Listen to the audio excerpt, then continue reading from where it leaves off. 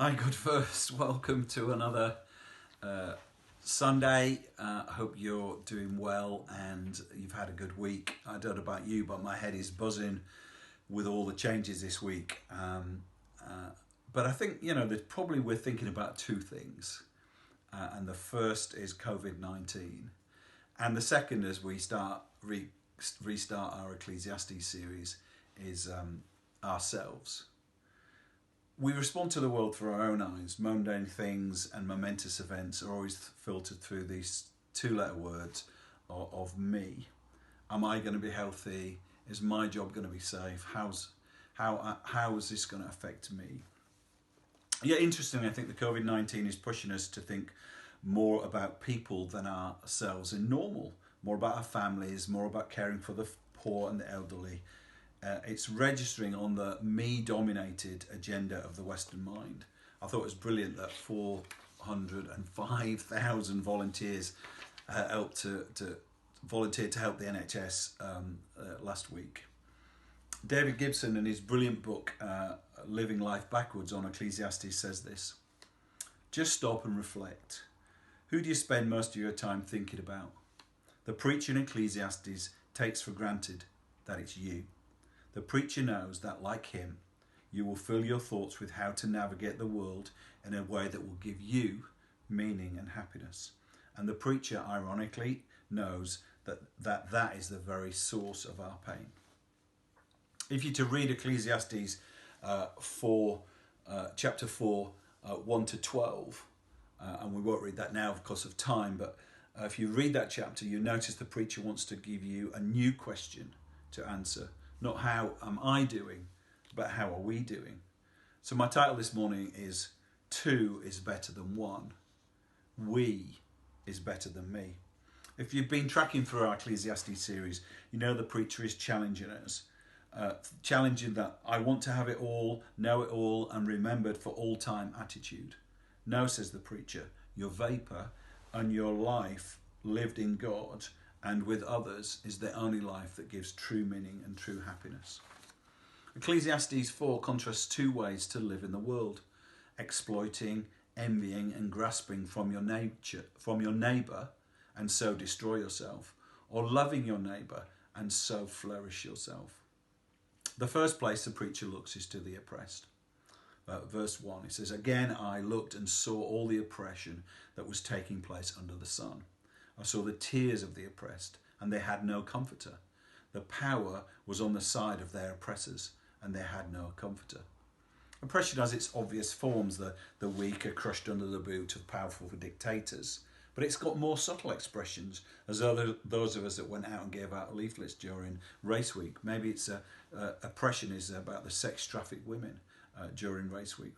Or maybe it's even more subtle. Maybe it's a cleaner on a 0 hours contract who cleans your office while you sleep, who gets sacked without notice when this coronavirus hits. Maybe it's even more stark. Maybe it's the single parent abandoned by a partner struggling to pay their bills and raise their kids alone during this kind of lockdown period.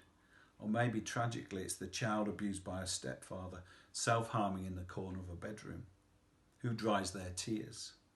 As David Gibson says, it's the smallest coffins in the world that are the heaviest. And the preacher again is showing a harsh world, and maybe during this difficult time we don't want to hear about that, but maybe there's lessons to be learned where we've lived in a world where our neighbour can be damned as long as we can be king. But just as Jesus didn't walk by, so we as Jesus followers cannot fold our arms and just say that's the way it is. When Jesus came face to face with the good world twisted out of shape, he didn't pass by on the other side. He embraced the outcast and groaned at sin's curse. He wept at the face of suffering and the death of his friend, and yet gloriously acted by his life, death and resurrection to begin to remake the world. COVID-19 has opened our eyes to the need to care for the weak, the elderly and the vulnerable. Thank you for those who gave to our hardship fund who are already in need. We've already been able to help somebody out this week with their rent. The power of me can be more subtle though than simply oppressing others. It can be also envy, trying to be better than others. The preacher says in verse 4, I saw all the toil and all skillful work that is due to man's envy of his friend. This too is vapour and a chasing after the wind. Envy is that hidden desire that drives the me motivations of the human heart to work harder and to be better than the next person. In Mere Christianity, C.S. Lewis addresses this.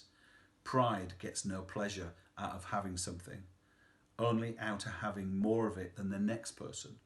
We say people are proud of being rich or clever or good looking, but they're not. They're proud of being richer or cleverer or better looking than others. I've spoken about developing spiritual habits that draw us closer to Jesus, but the real killer to these spiritual habits is pride. Pride and self-righteousness can mean you can read the Bible or pray or fast or practice generosity or do justice, but fatally look down on those who don't and feel better at yourself. Jesus pulls no punches when he talks about this. In Matthew 6 it says, when you give to the needy, do not announce it with trumpets as the hypocrites do in churches and on the streets to be honoured by others. Truly I tell you, they have received their reward in full. But when you give to the needy, your giving must be in secret. Then your Father who sees what's done in secret will reward you. And when you pray, do not be like the hypocrites, for they love to pray standing in the churches on the street corners to be seen by others. I tell you the truth, they've received their reward in full. But when you pray, go into your room, close the door and pray to your Father who is unseen. Then your Father who sees what's done in secret will reward you. We need to be people that give and pray and commit to being close to Jesus and to commit to walk the way of Jesus and being like Jesus without a sense of pride. Envy is a destructive and rewardless motive. They've already received their reward in full. But ultimately, envy eats you from the inside. My wife, who did English literature, Naomi used to quote this. She says, of Shakespeare says, beware, my lord, of jealousy is a green-eyed monster which doth mock the meat it feeds on. The truth is that envy and jealousy feed on you. And if jealousy and envy is an empty motivation that feeds on us, so is laziness. The preacher actually, again, pulls no punches.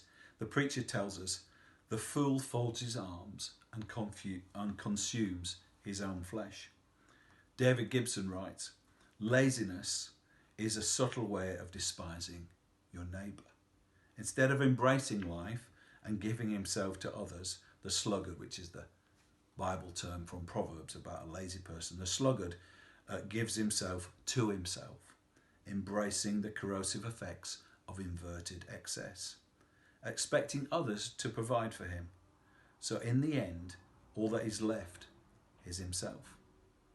You might have seen a lazy person erode their self-control and capacity for care, and in the end erase even their self-respect. They ruin themselves. In this time of isolation, it's not a time to be lazy, but to keep in touch. Let's not grumble about people not getting in touch with us or saying the community in God First isn't strong enough. Let's not be lazy. Let's not be passive. Let's get on our phone and connect. If laziness in me culture is me culture, then so is the opposite of masking our empty dissatisfaction by filling it with stuff. G.K. Chesterton says in this absolutely brilliant quote, there are two ways to get enough. Think about it. There are two ways to get enough. One is to accumulate more and more, and the other is to desire less. I love it. We either need more or more, or we have less, and then I'll be content. We must learn to find contentment by way of subtraction rather than addition. And at this time, it feels like it's been a time of subtraction. The preacher says, better one handful with tranquility or peace or shalom than two handfuls with striving and chasing after the wind. The preacher then takes us to the life of two handfuls grasping to the max. In verse 8 he says, there was a man all alone, without even a son or brother, and though there was no end to his toil, his eyes were still not content with his wealth. So who am I working for, he asks, and depriving myself of pleasure? This too is vapour and a miserable task. This man has made it all the way to the top, but he lives there alone. utterly alone. He has no children, no family, no friends, and his only companions are his work and his wealth. But that's not enough. His hours are long and he obsesses over his emails and his meetings. When one bonus arrives, he's thinking of the next. He can't afford community. He can't afford a wife and family or a social life because they're going to curb his output because people will get in the way. He sits in a restaurant and could buy dinner for everybody there, but nobody wants to sit with him. But that's all right because they don't want to sit with them. So there he is. The preacher takes us to the wealthy but not healthy, the alone and lonely, possessing everything except contentment. Now the Bible's not against wealth, and we in the Western world are wealthy, but the wealth that drives a person away from loving God and loving others, the Bible's harsh against that. Again, David Gibson.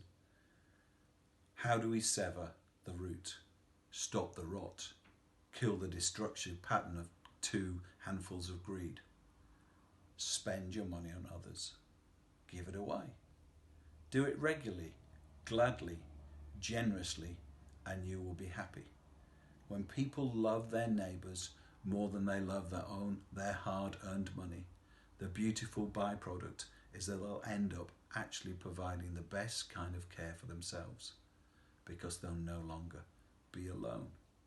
The preacher is forcing his conclusion. You can have money, you can be lazy, you can have envy, you can oppress the poor, you can do everything to feed yourself and reject your neighbour. But the preacher forces his conclusion. 2 is better than 1. We is better than me. Verse 9. 2 better than 1, he says, because they have good return for their efforts. If either falls, his companion can lift him up. But pity the one who falls with no one to lift them up. And also, if 2 lie down together, they can keep warm. But how can a person keep warm alone? Though one may be overpowered, 2 can defend themselves. A cord of 3 strands is not quickly broken. This is often read at weddings, but it's not actually saying that contentment is found in marriage, although it can be. It's actually saying it's found in community. To be a Jesus follower is to be united with Jesus in the ultimate declaration that 2 are better than 1. When you become a Christian, become united with Christ, 2 become 1. As in a marriage, 2 become 1. And a Christian, 2 become 1. And therefore, Jesus is the one who lifts us up when we fall. If we're fearful about this situation, Jesus lifts us up when we fall. Jesus is the one who overpowers our enemies, it overpowers our greed, our laziness, our self-centeredness. Jesus is the one who triumphs over sickness and sin and death on the cross. To be a Jesus follower is to die to me and say yes to we. I love the fact that people, when they talk about God first, say the thing they find strongest about us is that we're a genuine, grounded community. And I often say it's not really church if we're not really friends.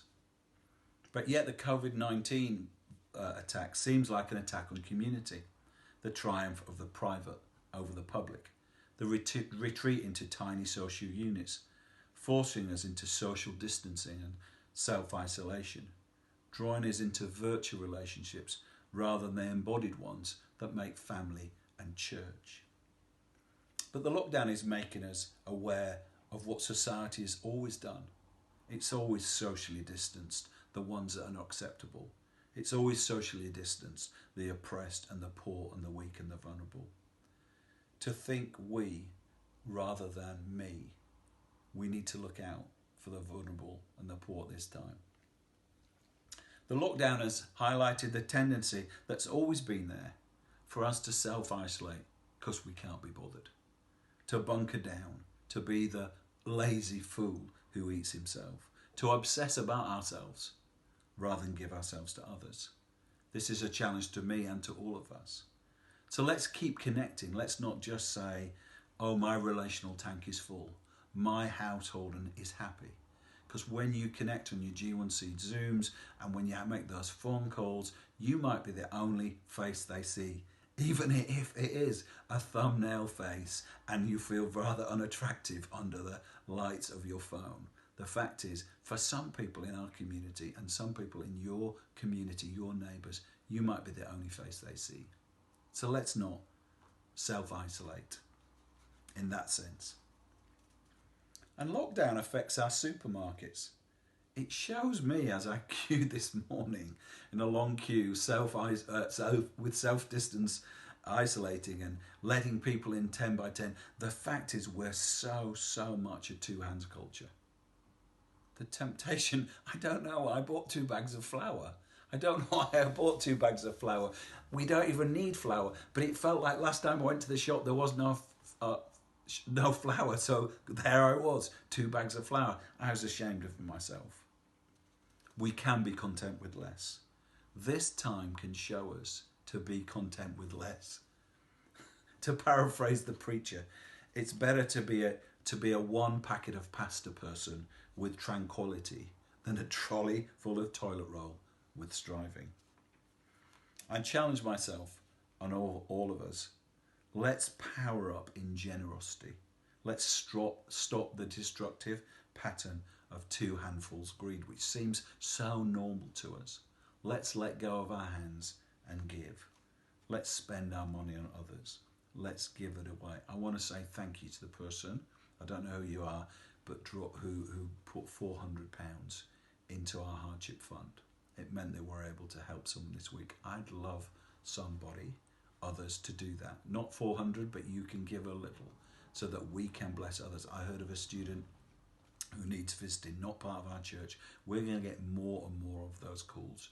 I know that Sarah and the people at Family Space are looking for us to be generous with those who are most vulnerable. This is a time to not think me, but to think we. And lastly, lockdown is making us simplify. To have enough by desiring less. COVID-19 could easily make you think of yourself more. And I think people would. People be panicking and people be worrying, what about me and what about my life? But if we face the reality of our individual powerlessness in the face of this tiny virus, it must make us say an end to me, an end to self-sufficiency, and to hold tight to Jesus, and to overflow in his grace as he did to others. In this time we must echo the words of John the Baptist. Jesus must increase and I must decrease. Father, we thank you for the powerful words of the preacher of Ecclesiastes. Lord, I thank you that you say there's only 2 ways to live, that we can live grasping and exploiting and envying our neighbour, or we can live giving ourselves away to you and to others and so truly flourish. I pray at this time you would open our hearts in love and grace. Amen. Thanks, God First. Love you so much. I wish I could see you face to face. I hate this, but thank you for watching. See you again soon.